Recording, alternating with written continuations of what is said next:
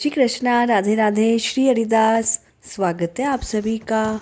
आज हम प्रभु शिवशंकर का अत्यंत ही प्रिय व्रत प्रदोष व्रत की कथा का श्रवण करेंगे। शास्त्रों के अनुसार रवि प्रदोष व्रत करने से हमें प्रभु शिव के साथ भगवान सूर्य की कृपा भी प्राप्त होती है।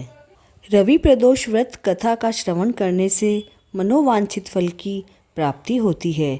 तो आइए श्रवण करते हैं रवि प्रदोष की व्रत कथा का। प्राचीन काल में भागीरथी नदी के तट पर ऋषियों व मुनियों द्वारा एक भव्य आयोजन किया गया था। इस सभा में सूत जी महाराज भी पधारे। सूत जी को आया हुआ देखकर शौनकादिक 88,000 ऋषियों मुनियों ने खड़े होकर उन्हें प्रणाम किया।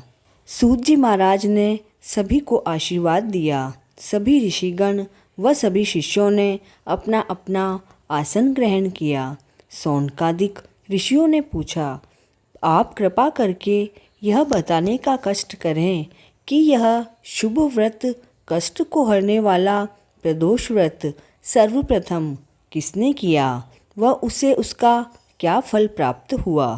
तब श्री सूत जी बोले, आप सभी शिव भक्त हैं। आपकी भक्ति देखकर मैं व्रती मनुष्यों की कथा कहता हूँ, सो ध्यानपूर्वक सुनो। एक गांव में अति गरीब ब्राह्मण रहता था। उसकी पतिव्रता पत्नी रवि प्रदोष व्रत किया करती थी। उन दोनों के एक ही पुत्र था। एक समय की बात है, वह पुत्र गंगा स्नान के लिए गया।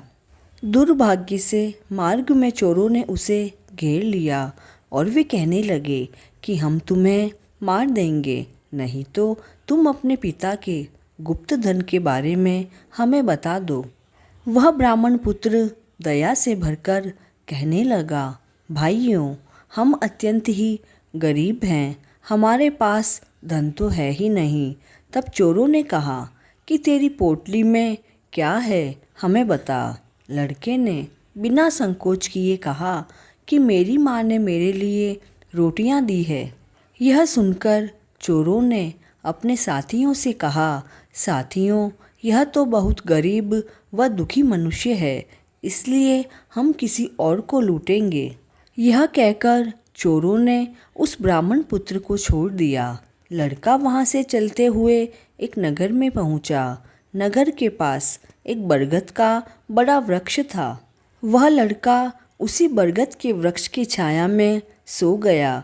उसी समय उस नगर के सिपाही चोरों को खोजते हुए बरगद के पेड़ के पास पहुँचे और उस लड़के को चोर समझकर बंदी बनाकर राजा के पास ले गए। अब राजा ने तो उसे कारागार में डलवा दिया। ब्राह्मणी का लड़का जब घर नहीं लौटा तब उसे अपने पुत्र की बड़ी चिंता हुई। अगले दिन रवि प्रदोष व्रत था। ब्राह्मणी ने रवि प्रदोष व्रत किया और प्रभु शिव से मन ही मन अपने पुत्र की कुशलता की प्रार्थना करने लगी। भगवान भोलेनाथ ने उस ब्राह्मणी की प्रार्थना स्वीकार कर ली।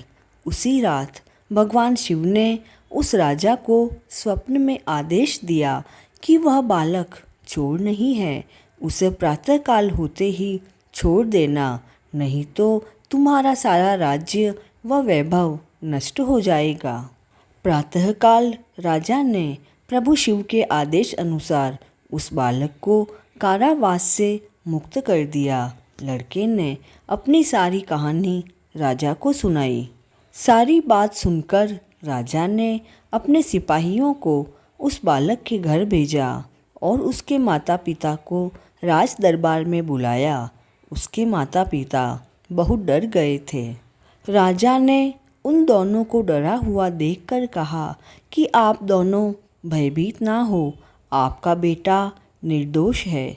राजा ने ब्राह्मण को 5 गांव दान में दिए, जिससे वे सुखपूर्वक अपना जीवन व्यतीत कर सके। भगवान शिव की कृपा से ब्राह्मण परिवार आनंदपूर्वक रहने लगा। कथा पसंद आई हो तो अधिक से अधिक शेयर करें और चैनल पर नए हैं तो please like, share and subscribe this channel.